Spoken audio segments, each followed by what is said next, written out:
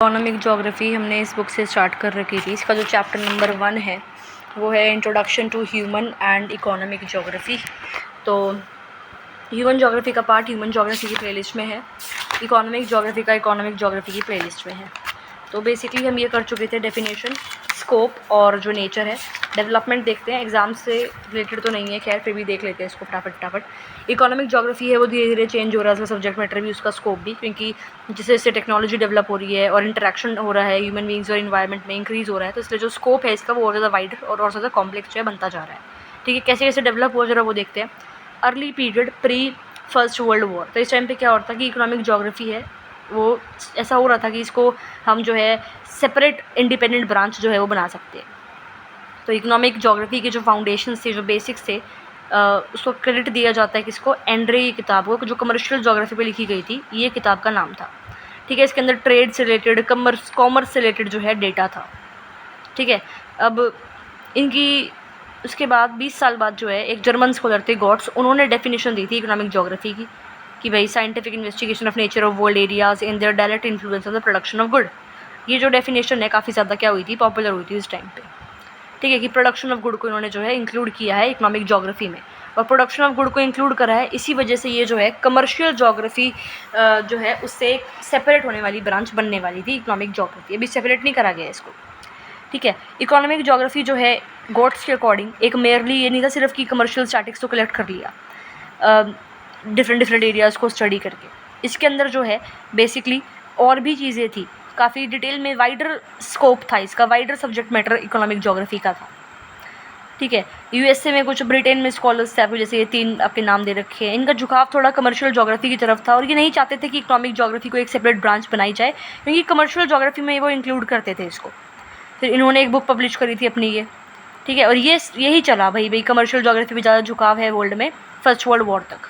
फिर inter world war period में क्या हुआ, इस पीरियड में फाइनली इकोनॉमिक ज्योग्राफी एक सेपरेट ब्रांच बन गई, क्योंकि वर्ल्ड वॉर हुई है, इंटरनेशनल ट्रेड हैम्पर हो गया, इंडस्ट्रियल पावर्स जो थी उनको अब सोर्सेज चाहिए, alternative sources raw material production करने के लिए। तो इकोनॉमिक ज्योग्राफी का जो आइडिया है वो आया, गोट्स ने जो है इसका आइडिया जो है वो दिया, और वो पॉपुलर हो गया काफ़ी। इन्होंने जो है थोड़ी डिटर्मिनिस्टिक अप्रोच दी थी। ठीक है, कि भाई जो क्रॉप पैटर्न्स हैं वो उन्होंने एक्सप्लेन करे थे, डेफिनेशन भी उसके अकॉर्डिंग ही दी थी इकोनॉमिक ज्योग्राफी की, कि भाई इसके अंदर हम डिफरेंसेस पढ़ते हैं नेचुरल इन्वायरमेंट में, जो कि सिर्फ इकोनॉमिक एक्टिविटीज़ को ही नहीं इफेक्ट करते हैं, बट साथ के साथ जो है फंडामेंटल डिफरेंसेस भी लाते हैं ह्यूमन बींग्स की थॉट्स में और उनके आइडियाज़ में। ठीक है, फिर धीरे धीरे जो है डिटर्मिनिस्टिक व्यू पॉइंट से पॉसिबिलिटिस्टिक व्यू पॉइंट जो है वो वर्ल्ड में आ गया था। इकोनॉमिक ज्योग्राफी की जो पॉपुलैरिटी है वो वर्ल्ड में बढ़ रही थी as a independent branch of geography.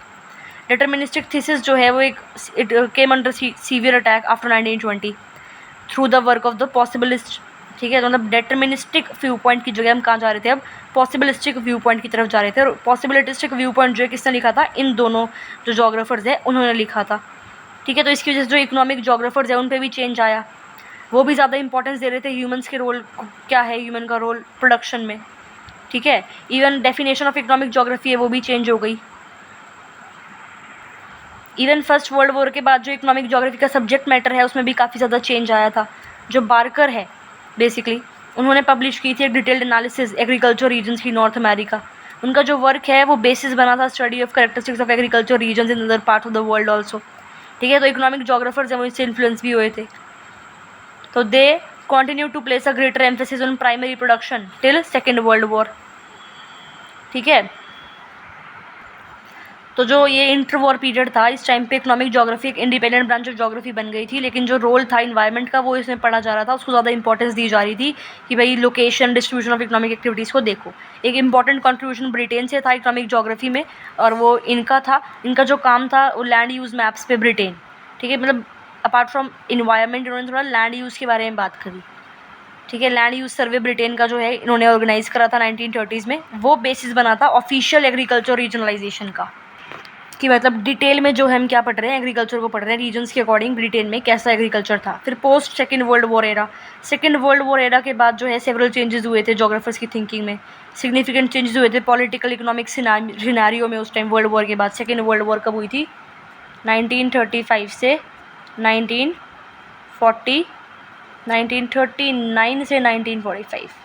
ठीक है, जैसे कि उस टाइम पे चेंजेस भी हो रहे थे थिंकिंग में, पॉलिटिकल इकोनॉमिक सिनारियो चेंज हो रहा था। जैसे जो कॉलोनीज़ है वो इंडिपेंडेंस मिल गई थी उनको अपनी पावर से, इंडिपेंडेंट स्टेट्स जो है उस टाइम पे बन रही थी, और इंडिपेंडेंट स्टेट्स नई नई डेवलपिंग कंट्रीज़ जो आ रही थी वो अपने आप को क्या कर रही थी, रिस्ट्रिक्शंस लगा रही थी। इंपोर्ट एक्सपोर्ट जो है उसकी वजह से काफ़ी पैटर्न चेंज आया, इंपोर्ट एक्सपोर्ट में ट्रेड का पैटर्न चेंज हुआ, ठीक है। और जो डिटर्मिनिस्टिक व्यू पॉइंट था उसको रिजेक्ट करा जा रहा था, पॉसिबिलिस्टिक थिंकिंग जो है उसको थोड़ा लोग ज़्यादा मान रहे थे। तो इस डेवलपमेंट की वजह से जो इकोनॉमिक ज्योग्राफी हम चीज़ें पढ़ते हैं, किस हिसाब से पढ़ते हैं इकोनॉमिक ज्योग्राफी को, जो अप्रोचेज़ हैं टू स्टडी इकोनॉमिक ज्योग्राफी वो चेंज हो रहे थे, ठीक है। जो मैन इन्वायरमेंट रिलेशनशिप था वो अभी भी इम्पॉर्टेंट था जोग्राफिकल स्टडीज़ में, लेकिन जोग्राफर्स जो हैं अब थोड़े और वाइडर स्केल पे बढ़ रहे थे, ठीक है।